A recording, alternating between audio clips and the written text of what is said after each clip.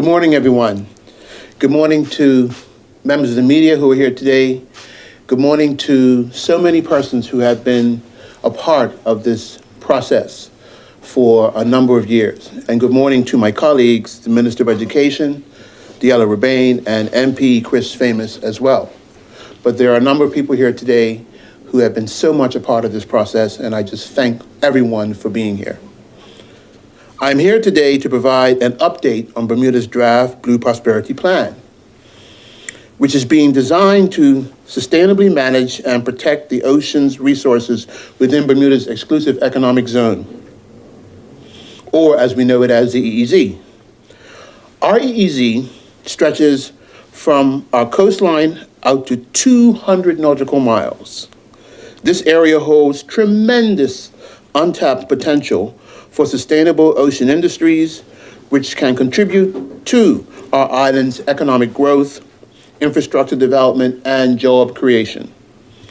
While ensuring economic resilience, the Bermuda government is also committed to achieving the highest standard of marine protection, which is essential to building ocean resilience. I want to emphasize that the government has recognized the global commitment, which includes the United Kingdom, to fully protect 30% of the world's oceans by 2030. There are over 175 countries that have called for 30% protection by 2030. According to UN data, as of 2022, approximately 100 of those countries and territories are engaged in developing marine spatial plans.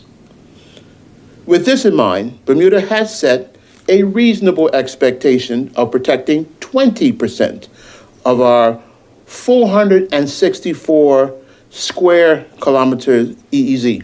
That's an enormous amount of space. Thousands of little Bermudas would fit into that space. To that end, the Bermuda Ocean Prosperity Plan, or BOP as it has been called, was established for the purpose of assisting Bermuda in creating a framework that supports the responsible development of Bermuda's blue economy.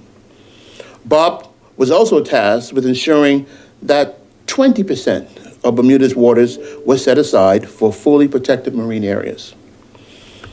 Since releasing the first draft of the Blue Prosperity Plan in August of 2022, hundreds of comments have been received through stakeholder engagement, meetings, focus groups, town halls, pop-up events, emails, and surveys. Furthermore, a comprehensive ocean use survey was used to understand how Bermuda's residents use and value the ocean. The survey was open from September 2020 to February 2021 and received over 1,400 responses. It was reopened exclusively for our commercial fishermen. From November of 2022 to March of 2023, the new data collected from commercial fishermen represents input from 60% of Bermuda's full-time fishermen and 29% of Bermuda's recreational fishermen. I want to repeat that. 60% of Bermuda's full-time commercial fishermen have given contribution to this plan. That said, I want to acknowledge everyone, and I mean everyone, who has participated in this plan.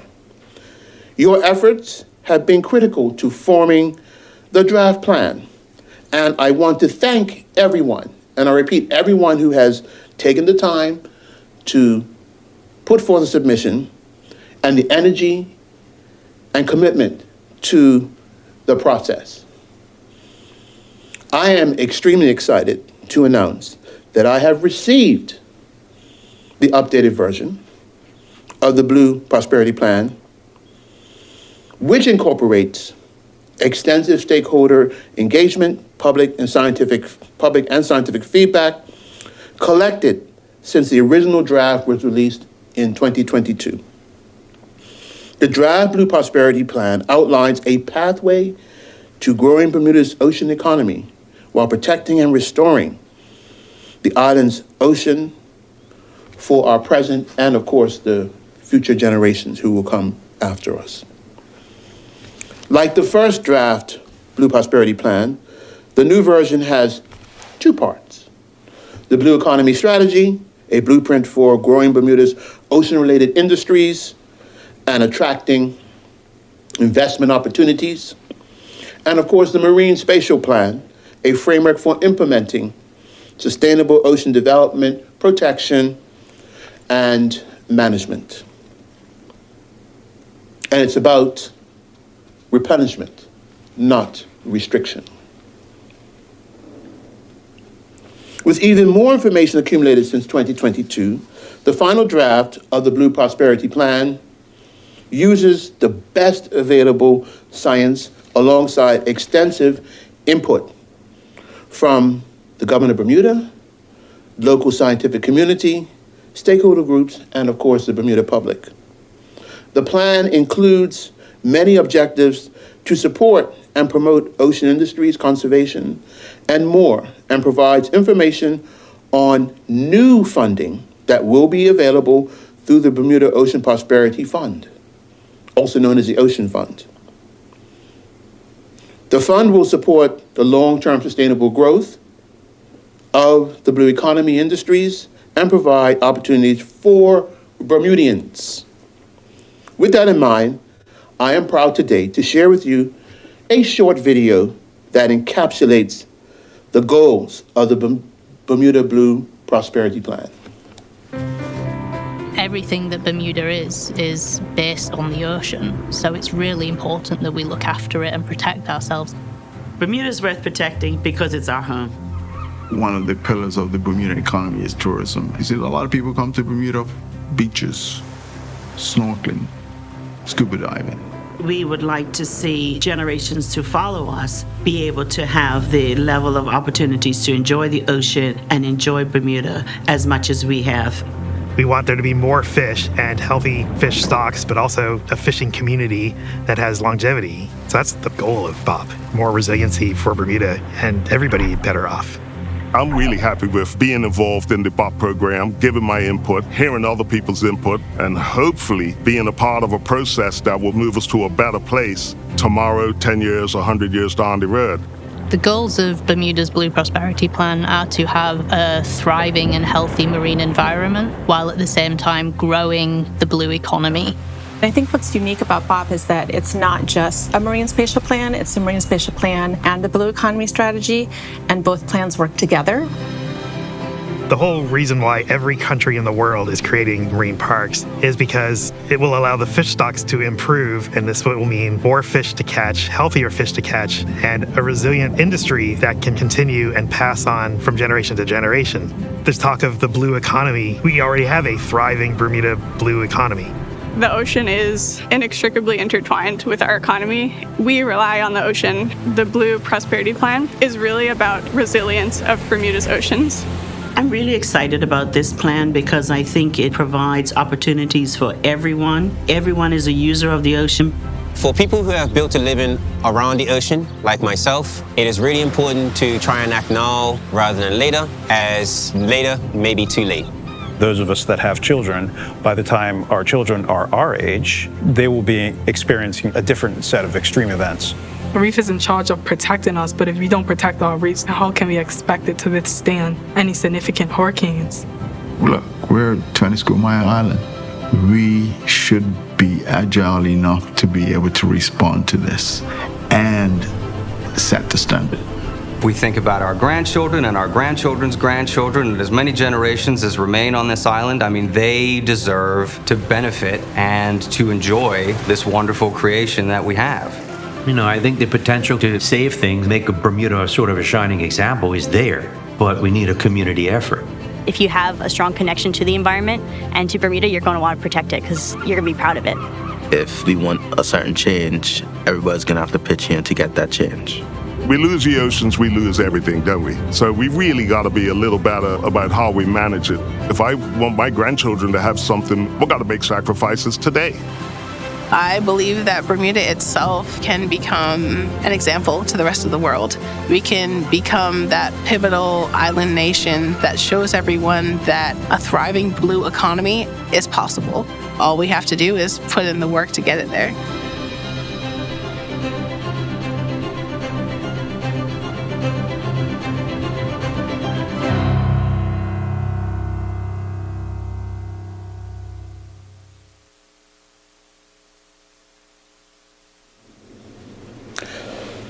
Well, having watched that video, I hope the message is clear and resonates with everyone across our island and beyond our borders. I encourage everyone to visit forum.gov.bm to read the new draft of the Blue Prosperity Plan. One will find frequently asked questions to help address many of the comments and issues that have been raised in the community, on social media, that many perhaps want to have answers about. The forum will also detail how you can send your submissions regarding the plan to make the deadline for submissions, which is April 30th, 2024. As part of the submission process, I have nominated a review panel. This panel is independent of the Bermuda Ocean Prosperity Plan, BOP itself. That is members of the community, and they will evaluate all the public submissions to the Blue Prosperity Plan proposed around Marine Protected Area Network and potential use areas. Details of the panel and its remit can also be found on the government forum. The panel will first evaluate all the submissions, receive, and then provide myself, the minister, with a report that will include recommendations. Once considered, I will select the ones that will be used to amend the Blue Prosperity Plan if required. The amended plan and the submitted panel report will be introduced to the Cabinet for consideration and approval later this year. This plan is created by Bermudians for Bermuda. Results from many groups contributed to countless hours of work. And I was not the one doing that work. Some of the people who were in the room today, who are not on camera, were the ones who did the work. And I am eternally grateful for the work that they did to get this together. It also reflects voices of hundreds of stakeholders, arguably thousands, participating in the consultative process which has been in place since 2019. Successful ocean management must incorporate diverse stakeholder inputs while prioritizing our ocean's health, which everyone relies on. I am delighted to support this Blue Prosperity Plan, which will benefit all Bermudians, those with us now and for many years to come. Thank you, everyone, and happy to take some questions. Thank you, Minister. We can now take questions from the media.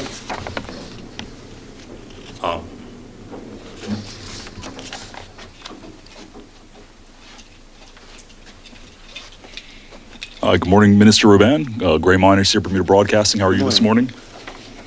So a quick question for you. With regards to the Bermuda Ocean Prosperity Fund, are you able to list some of the major donors to that fund? And has there been any push to engage with new financial contributors to the fund?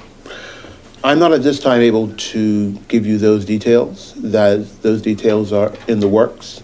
We are continuing to speak to a number of persons about the formulation and putting together the fund.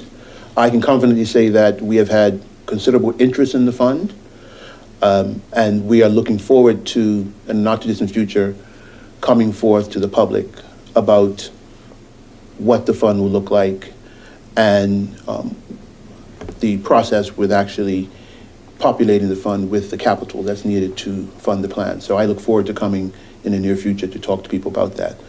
As we speak, we are working on the fund. In fact, I will be traveling to Athens next week to not only discuss details around the fund, but also all aspects of the plan with the Wade Institute and its principals.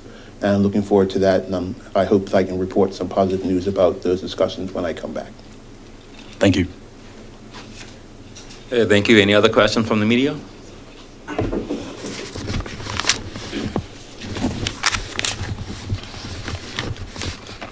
Sarah Lagan from the Royal Gazette.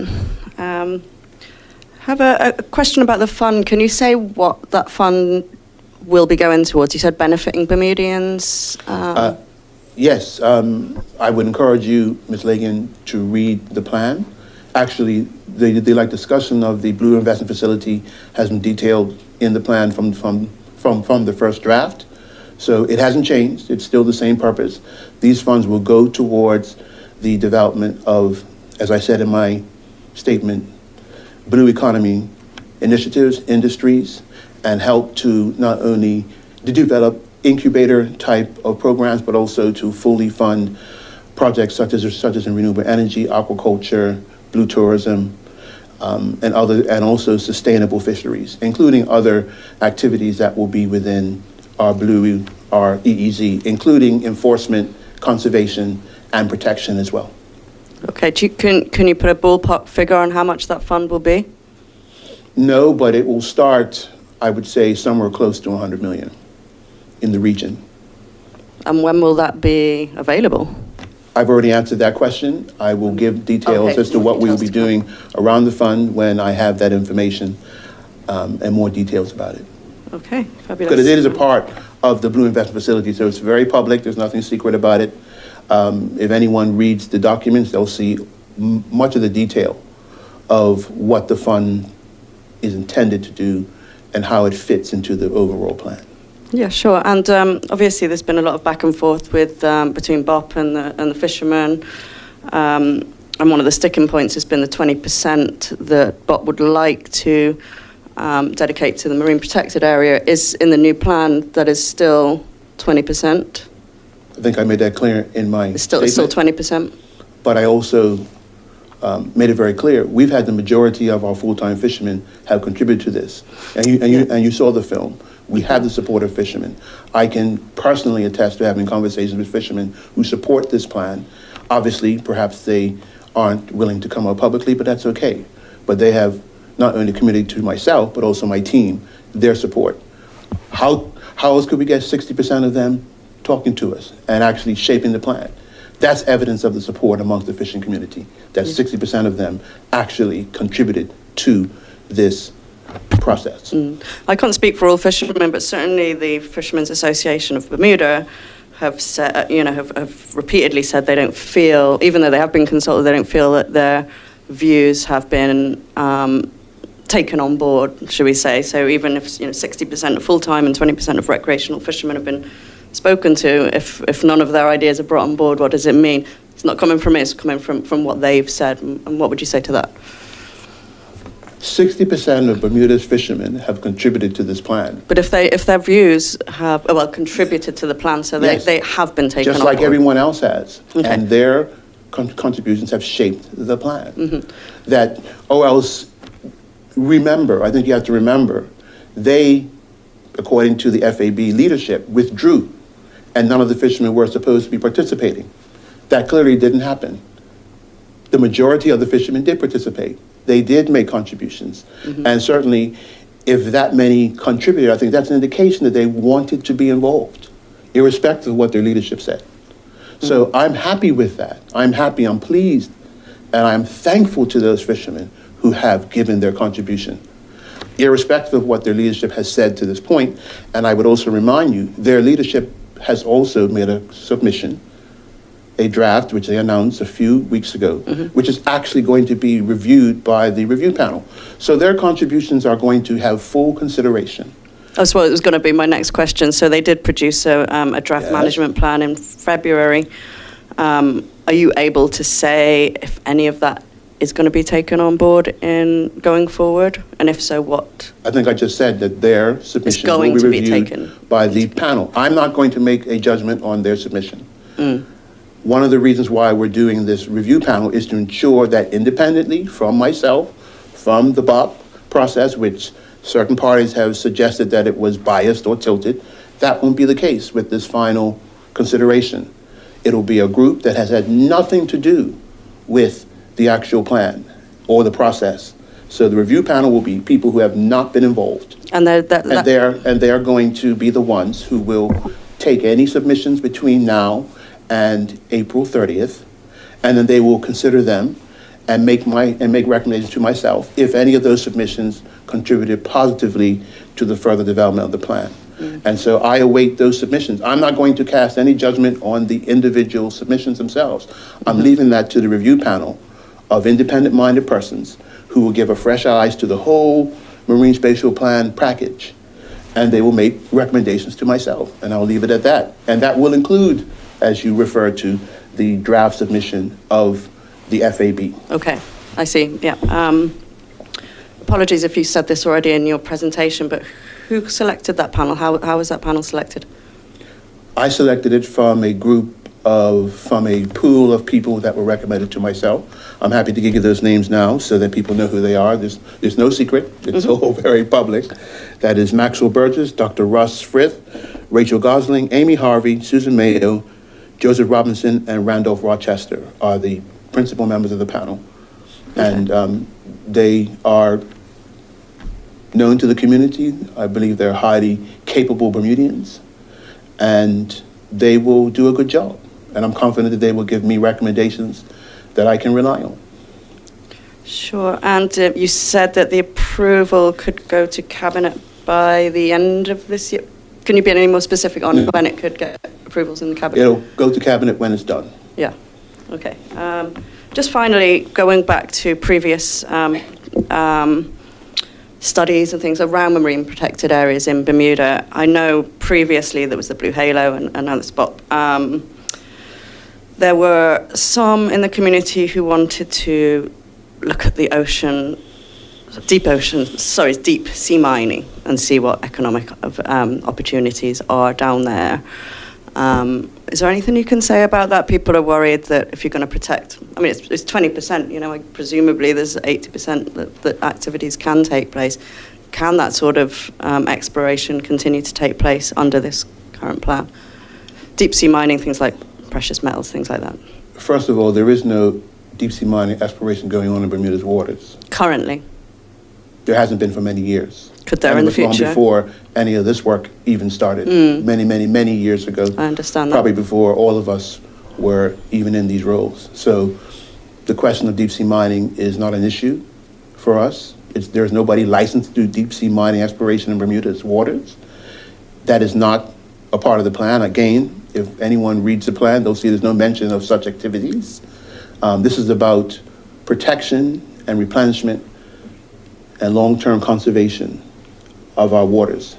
Deep sea mining doesn't factor into that. So I would suggest take deep sea mining out of the picture.